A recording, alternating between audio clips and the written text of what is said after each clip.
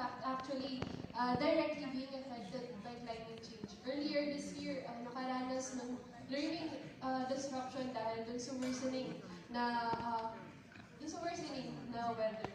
Already evident na yung effects ng climate change may dulot pa ng patuloy na pag-rely to dirty energy sources. But rather than transitioning to renewable energy in place of dirty energy, ang ginagawa ng people in power, what the people in power did ay allow corporations involved in fossil fuels and other ecologically destructive industries to maintain their business as usual operation.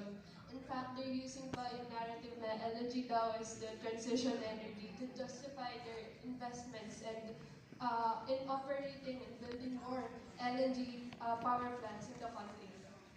As youth, we have to play our pivotal role to help solving climate crisis. Tulad ng pag-contribute dito sa challenge dun sa 10 billion solar rooftops.